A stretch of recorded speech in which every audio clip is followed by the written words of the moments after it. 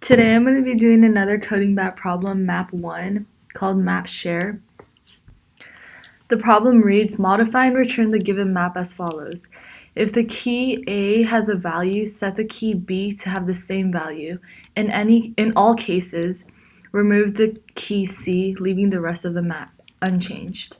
So if the map contains, the key A, you're going to put the value of key A into key B. So map.put B map.get A.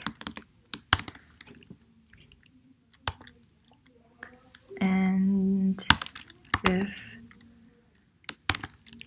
map contains the key C,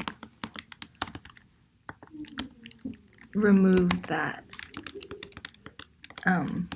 key. So map.remove C. And then return your map. And that should work. Thank you for watching.